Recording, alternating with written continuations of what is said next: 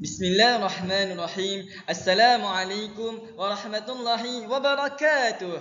Baiklah, nama saya Muhammad Khairul Faiz bin Osman. InsyaAllah pada hari ini saya akan berkongsi berkaitan aspirasi dan hala tuju pendidikan serta implikasinya terhadap guru berjiwa pendidik. Kementerian Pendidikan Malaysia terus melancarkan dan mengemaskini dasar-dasar dan sistem mereka dengan harapan untuk mempertingkatkan sistem pendidikan di Malaysia. Yang mana sebagaimana kita tahu, Kementerian Pendidikan Malaysia amat menekankan kepada falsafah pendidikan kebangsaan. Apakah itu falsafah pendidikan kebangsaan? Ialah pendidikan di Malaysia adalah suatu usaha berterusan ke arah lebih memperkembangkan potensi individu secara menyeluruh dan bersepadu untuk melahirkan insan yang seimbang dan harmonis dari segi intelek, rohani, emosi dan jasmani berdasarkan kepercayaan dan kepatuhan kepada Tuhan, atau singkatannya adalah JERIS.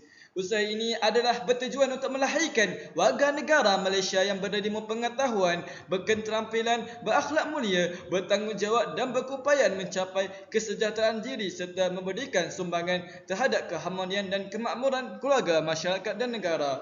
Dalam falsafah pendidikan kebangsaan, kita menekankan kepada tiga aspek, iaitu kepada individu, masyarakat dan juga negara.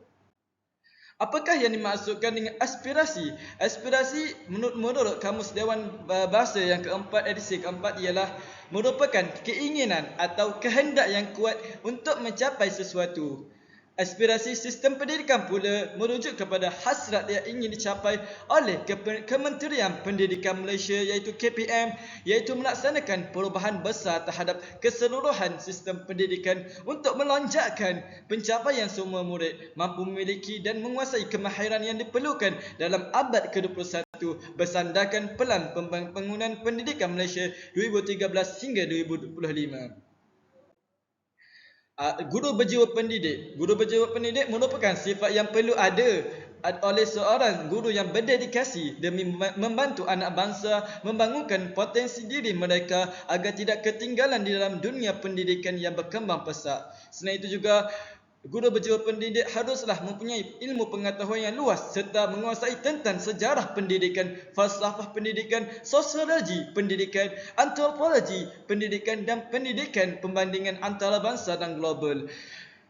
Guru berjiwa pendidik haruslah seorang yang guru sebagai perancang, bertanggungjawab dan amanah, seorang sebagai pengawal, penyayang, sebagai pendorong, berketerampilan dan juga pembimbing dan juga penilai dan bersikap terbuka kepada semua golongan.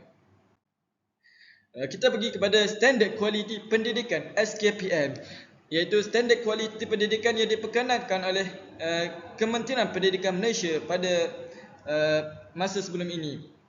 Jadi sebelum diperkenalkan standard kualiti pendidikan Malaysia, Kementerian Pendidikan Malaysia memperkenalkan sistem pemastian peningkatan standard tinggi kualiti pendidikan, iaitu singkatannya adalah SPP STKP, iaitu peranannya adalah untuk memastikan taraf pengajaran yang memuaskan diwujudkan dan dikekalkan di institusi pendidikan. Jadi selepas dianalisis berkaitan SPP STKP ini dan mendapat perubahan ataupun mendapat sokongan dan juga penambahbaikan, maka diperkenalkan standard kualiti pendidikan Malaysia. Standard iaitu SKPM digubal dengan mengambil kira dasar-dasar negara, dasar pendidikan kebangsaan, Akta Pendidikan 1996 dan peraturan-peraturan yang dibuat di bawahnya, iaitu Surat Perkeliling Am Jabatan Perdana Menteri, Surat Perkeliling Am Jabatan Perkhidmatan Awam, Perkeliling Kemajuan Pentadbiran Awam iaitu PKPA, arahan kerajaan seperti arahan perkhidmatan kewangan, pentadbiran dan lain-lain, Perintah Am, surat-surat perkeliling seperti Surat Perkeliling Pentadbiran, Pembendaharaan Kewangan, Istisas dan surat-surat perkeliling lain yang dikeluarkan dari semasa ke semasa oleh Kementerian Pendidikan dan Kerajaan Malaysia. Dalam SKP ini terdapat 12 elemen yang ditekankan, iaitu terpecah kepada 4 dimensi. Dimensi pertama iaitu hala tuju dan kepimpinan, iaitu elemennya adalah visi dan misi. Elemen kedua ialah kepimpinan dan dimensi kedua adalah pengurusan organisasi, iaitu dalam dimensi ini terdapatnya elemen ketiga hingga elemen ketujuh, iaitu struktur organisasi, perancangan iklim, pengurusan dan pembangunan sumber pengurusan maklumat. Selain itu juga dimensi ketiga adalah pengurusan program pendidikan, iaitu dalam dimensi yang ketiga ini terdapatnya elemen ke-8 hingga elemen ke-11, iaitu pengurusan program kurikulum dan hal ehwal murid, dan juga pengajaran dan pembelajaran, pembangunan sahsiah murid dan penilaian pencapaian murid. Elemen yang keempat iaitu kemenjadian murid. Dalam dimensi ini terdapatnya elemen yang ke-12, iaitu kemenjadian murid dalam akademik, kurikulum dan sahsiah. Jadi matlamat SKPN adalah untuk memastikan setiap sekolah mendapat manfaat apabila melaksanakan penerapan kendiri sekolah menggunakan instrumen baru Standard Kualiti Pendidikan Malaysia. Baiklah, Standard Kualiti Pendidikan Malaysia 2010 iaitu SKPN 2010 berperanan untuk membantu pihak sekolah membuat penilaian terhadap pengoperasian, iaitu 5 standard yang ditetapkan, iaitu yang pertama sekali, standard pertama adalah kepimpinan dan hala 7, iaitu kepimpinan sekolah berperanan sebagai pemimpin berimpak tinggi dan berupaya menggambling dan menggerakkan warga sekolah secara bersepadu untuk memajukan sekolah dan meningkatkan kualiti pembelajaran dan pengajaran, iaitu PDP. Iaitu standard kedua, pengurusan organisasi, iaitu organisasi sekolah diuruskan dengan mengambil kira potensi dan keperluan staf, kemudahan sumber dalaman dan memanfaatkan sumber luaran supaya sekolah dapat berfungsi dengan cekap dan berkesan. Standard ketiga ialah pengurusan kurikulum dan sukan dan hal ehwal murid, iaitu bidang kurikulum dan sukan dan hal ehwal murid diurus dengan cekap dan berkesan bagi memastikan sekolah berfungsi sebagai institusi pembelajaran dalam melahirkan murid yang seimbang dari segi intelek, rohani, emosi dan jasmani. Standard keempat ialah pengajaran dan pembelajaran, iaitu guru merancang dan melaksanakan proses PDP yang berkualiti tinggi dan bersungguh-sungguh untuk memperkembangkan potensi dan pencapaian murid pada tahap optimal secara berterusan. Standard kelima ialah kemenjadian murid. Pendidikan di sekolah melahirkan murid yang berilmu pengetahuan, berketerampilan, berakhlak mulia, bertanggungjawab dan berkeupayaan supaya mencapai kesejahteraan diri.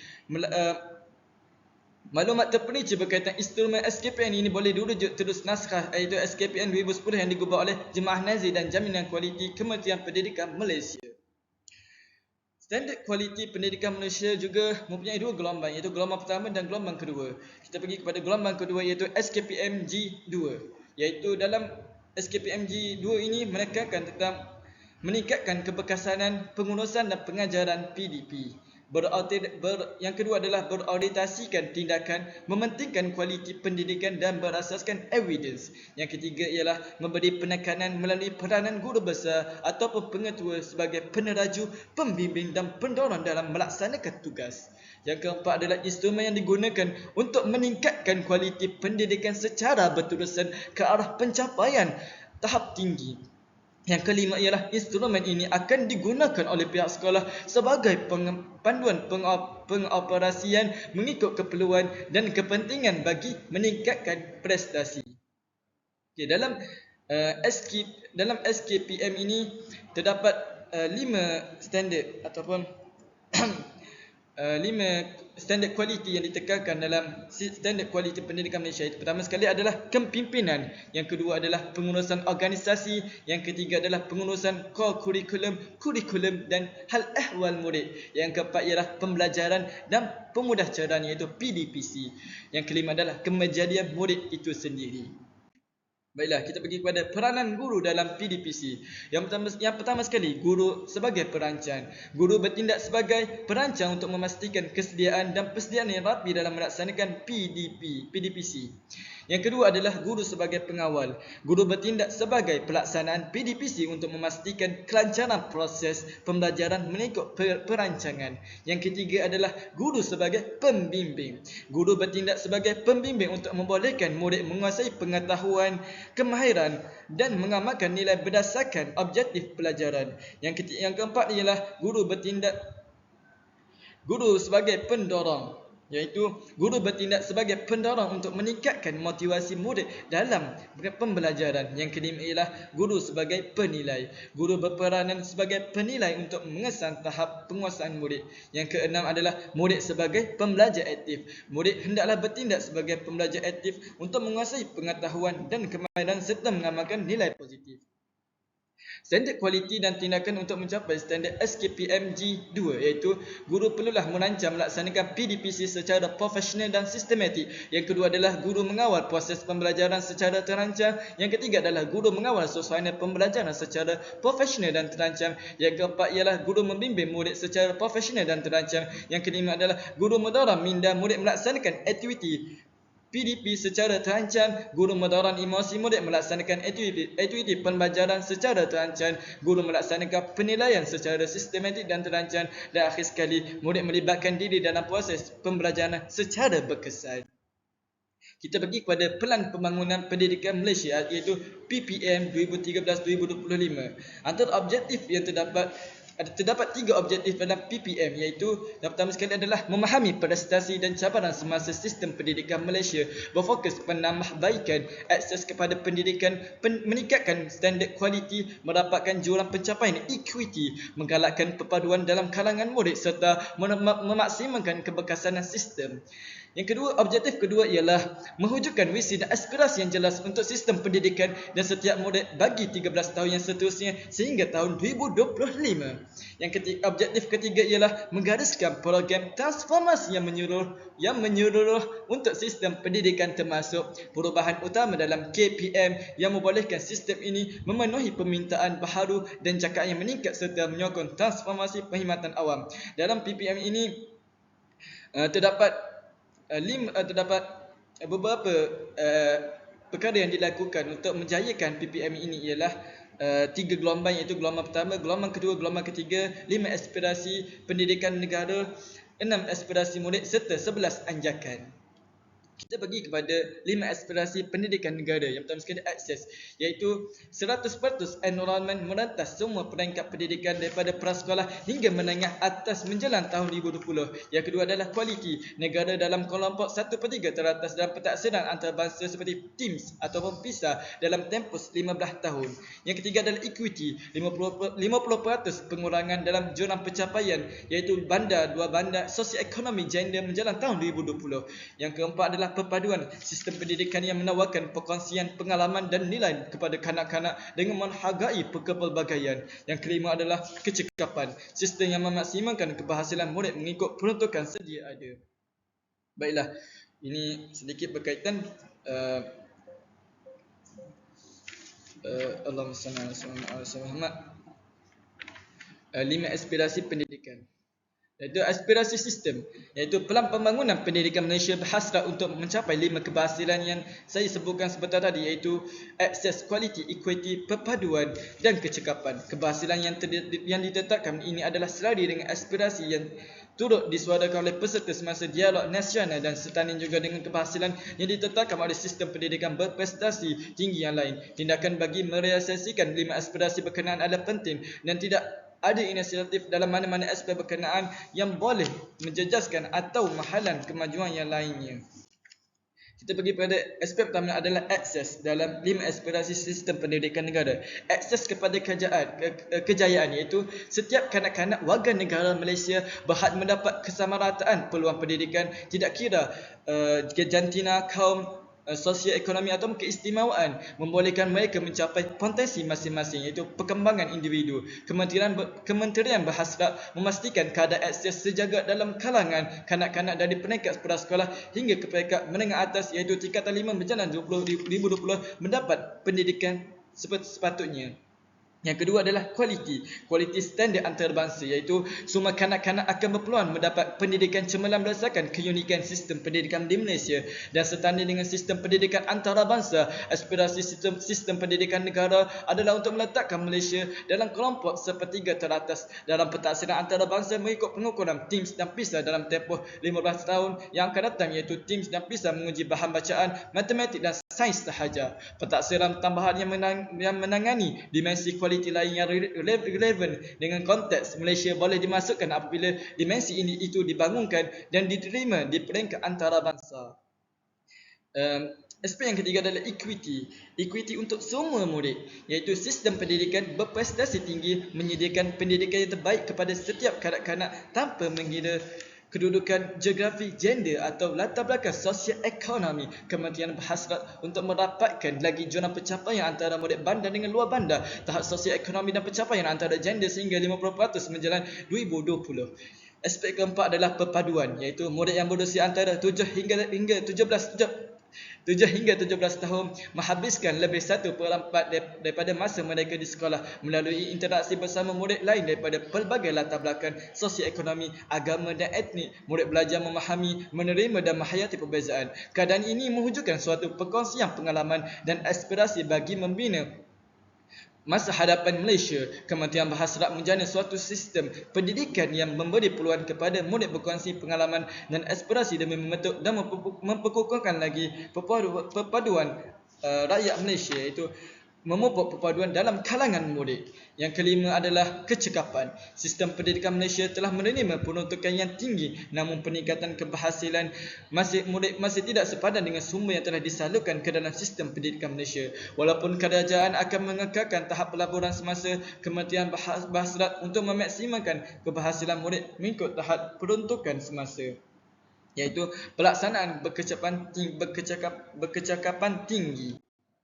Seterusnya kita bagi kepada 6 aspirasi murid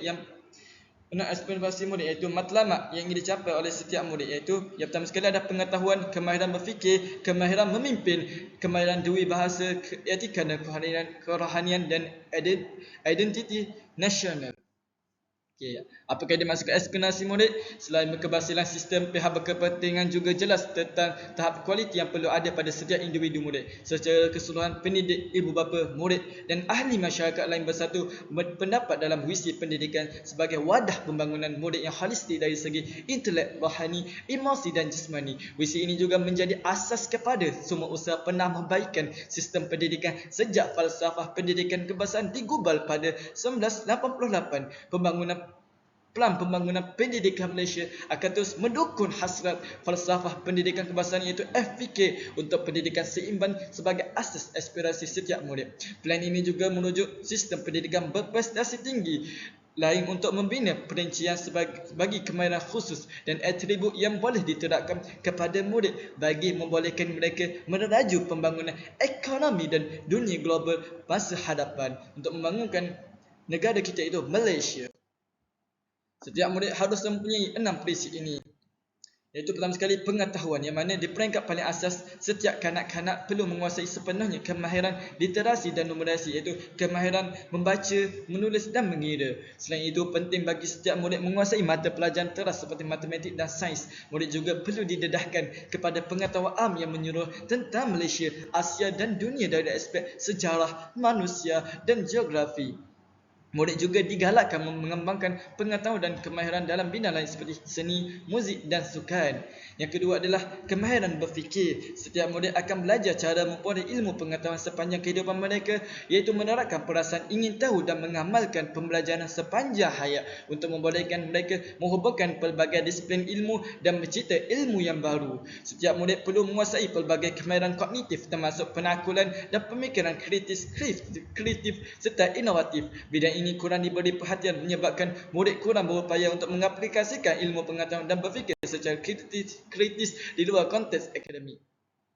Iaitu yang ketiga adalah kemahiran memimpin. Dalam dunia semakin yang saling berhubung-kait, kebolehan untuk memimpin dan bekerja dengan orang lain secara berkesan adalah amat penting. Sistem pendidikan negara akan membantu setiap murid mencapai potensi sepenuhnya dengan mewujudkan peluang yang formal dan tidak formal untuk bekerja dalam pasukan dan mengamalkan ciri kepimpinan.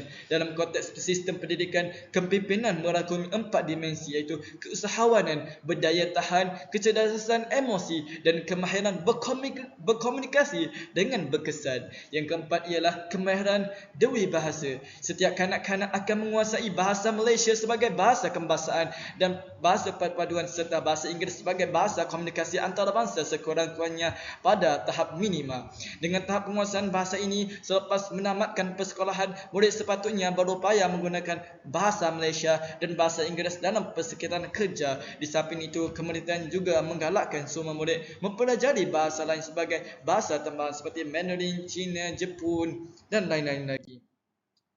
Iaitu yang kelima adalah etika dan kerohanian. Sistem pendidikan akan memupuk etika dan kerohanian dalam diri setiap murid bagi mendepani cabaran yang akan ditempuhi dalam kehidupan dewasa agar mereka boleh menyelesaikan konflik secara harmoni, bijak membuat pertimbangan, berpegang kepada prinsip ketika berada dalam situasi yang kritikal serta berani melakukan sesuatu yang betul. Sistem pendidikan juga berhasrat untuk membentuk individu penyayang yang dapat menyumbang kepada kesejahteraan komuniti dan negara. Yang keenam adalah identiti nasional. Identiti nasional yang kukuh melalui penghayatan prinsip rukun negara diperlukan untuk kejayaan dan masa depan Malaysia. Setiap murid akan berbangga dikenali sebagai rakyat Malaysia tanpa mengira etnik, agama atau status sosio-ekonomi. Semangat patriotik perlu dipupuk dalam diri setiap murid dengan cara memahami sejarah negara, berkongsi aspirasi yang sama untuk masa depan negara demi mewujudkan identiti nasional yang sebenar. Semangat keterangkuman yang teguh amat diperlukan. Identiti nasional akan dapat dicapai bukan hanya belajar memahami dan menerima kepelbagaian tetapi juga menghayati kepelbagaian yang ada di Malaysia. Seterusnya kita pergi kepada 11 anjakan dalam pelan pembangunan pendidikan Malaysia. Jadi terdapat 11 anjakan yang diutarakan dalam PPM sendiri, iaitu yang pertama adalah menyediakan kesamarataan akses kepada pendidikan berkualiti bertaraf antarabangsa. Yang kedua, memastikan setiap murid menguasai kemahiran dalam bahasa Malaysia dan bahasa Inggeris dan digalakkan mempelajari bahasa tambahan. Anjakan yang ketiga adalah melahirkan rakyat yang menghayati nilai-nilai murni ataupun berakhlak mulia. Yang keempat adalah mentransformasikan profesion keguruan menjadi profesion pilihan. Yang kelima adalah memastikan kepimpinan berprestasi tinggi ditempatkan di setiap sekolah. Yang keenam ialah mengupaya GPN, PPD dan sekolah untuk menyediakan penyelesaian khusus berasaskan keperluan. Yang ketujuh adalah memanfaatkan ICT bagi meningkatkan kualiti pembelajaran di Malaysia. Yang ke-8 adalah mentransformasikan kebolehan dan keupayaan penyampaian kementerian. Yang ke-9 ialah bekerjasama dengan ibu bapa, komuniti dan sektor swasta secara meluas. Yang ke-10 adalah memaksimalkan keberhasilan murid bagi setiap ringgit. Yang ke-11 ialah meningkatkan keterusan untuk kebertanggungjawaban awam secara langsung. Kita dapat 3 gelombang dalam pelan pembangunan pendidikan Malaysia, iaitu gelombang pertama iaitu untuk mengubah sistem dengan menyokong guru dan memberikan tumpuan kepada kemahiran utama. Gelombang kedua adalah untuk memacu peningkatan sistem. Gelombang ketiga adalah menganjak ke arah kecemerlangan melalui peningkatan keluasan operasi.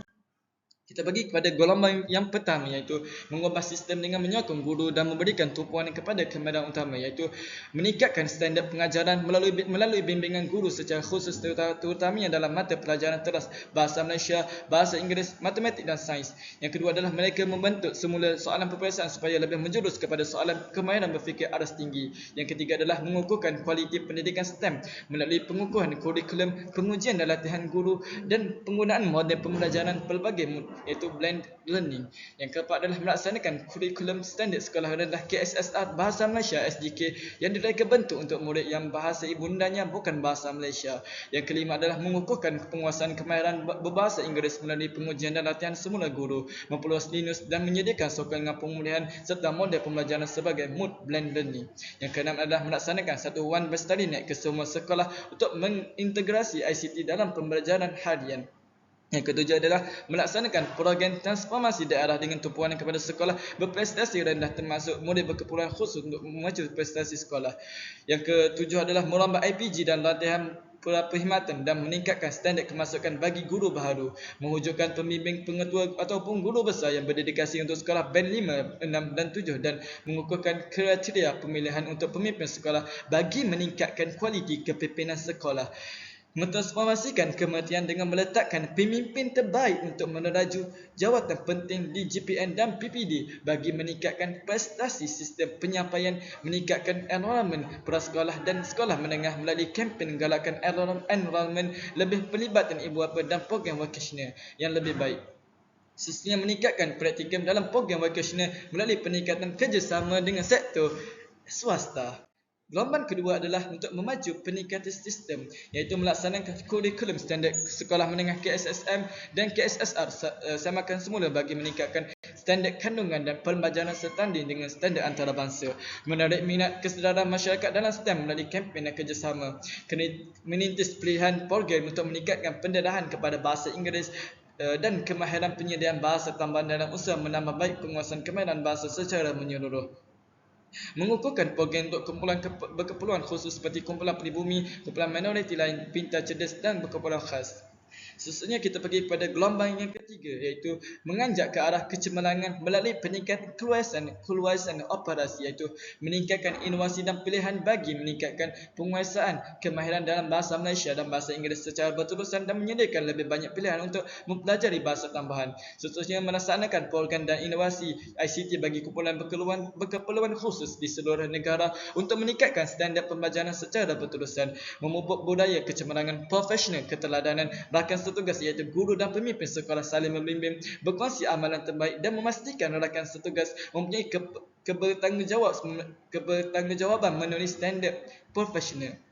Mempertingkatkan pengurusan berasaskan sekolah dan autonomi dari segi pelaksanaan kurikulum dan pengurusan kewangan bagi kebanyakan sekolah yang layak sekiranya tidak pada semua sekolah, memperkasa kementerian dan menginstitusikan transformasi melalui pengukuhan kemajuan kerjaya pegawai kementerian, mengkaji semula penstrukturan sekolah untuk menentukan sekiranya wujud keperluan untuk mengoptimalkan laluan dan pilihan persekolahan. Seterusnya kita pergi pada implikasi terhadap guru berjiwa pendidik atau kesan pada guru sendiri, iaitu implikasi yang pertama adalah pengurusan pengajaran dan pembelajaran, iaitu guru perlu berkeupayaan merancang dan melaksanakan proses PDP serta memastikan pencapaian matlamat dan objektif yang ditetapkan. Yang kedua adalah aspek kebolehan mencorak kualiti pengajaran, kebolehan menyusun organisasi pembelajaran, kebolehan mencorak iklim dalam bidik darjah. Implikasi kedua adalah kepada pembangunan profesionalisme, iaitu guru perlu melestarikan pembangunan profesionalisme dengan sentiasa melakukan anjakan minda dan perubahan budaya kerja serta memperbarui pengetahuan dan mempertingkatkan kemahiran melalui pembelajaran berterusan. Guru harus berani meneraka pelbagai cabang ilmu untuk mempelbagaikan kaedah dan teknik pengajaran berkesan. Guru perlu bekerjasama dalam menangani isu dan berkongsi amalan terbaik. Guru harus bersifat terbuka pada pembelajaran dan cara bekerja yang baharu. Guru harus menambah baik amalan profesional secara berterusan dan mengamalkan pembelajaran sepanjang hayat. Implikasi ketiga adalah kemahiran teknologi. Guru haruslah memanfaatkan teknologi maklumat dan komunikasi dalam PDP, menggunakan TMK dalam PDP sebagai pemudah cara dan mencetuskan pengalaman pembelajaran, kreativiti dan inovasi murid dalam interaksi bersemuka dan persekitaran maya. Seterusnya, mempunyai wawasan yang unggul dalam mentransformasikan pelbagai aspek pendidikan, berfikiran aras tinggi dan mampu berinovasi supaya mampu meningkatkan keberhasilan sekolah dan kemenjadian murid. Aspek kelima, implikasi kelima adalah menjadi suri teladan. Guru hendaklah menjadi contoh yang baik untuk penghayatan nilai dan perpaduan dalam kalangan murid di Malaysia. Antara kaitan ataupun rumusan terhadap standard kualiti pendidikan Malaysia dengan pelan pembangunan pendidikan Malaysia dan juga falsafah pendidikan kebangsaan adalah rumusan adalah sistem pendidikan Malaysia adalah untuk melahirkan sistem pendidikan bertaraf dunia dan melahirkan individu ataupun melahirkan masyarakat yang baik yang dari segi keterampilan, profesional ataupun berakhlak mulia. Justru itu, apabila lahirnya masyarakat yang berakhlak mulia dan maju dari segi ilmu pengetahuan dan juga berkemahiran dalam setiap bidang, maka lahirlah negara Malaysia yang aman dan damai dan maju dan dapat bersaing di peringkat antarabangsa dan global. Di sini kesimpulannya adalah pendidikan amat penting kepada setiap golongan ataupun lapisan masyarakat yang berada di Malaysia dan di seluruh dunia untuk memajukan ilmu pengetahuan dan juga mempertingkatkan atau memajukan negara Malaysia. Jadi setakat itu saja daripada saya. Apa yang baik itu datang daripada Allah SWT, yang kekurangan itu datang daripada diri saya sendiri. Saya akhiri perkongsian saya dengan Assalamualaikum warahmatullahi wabarakatuh.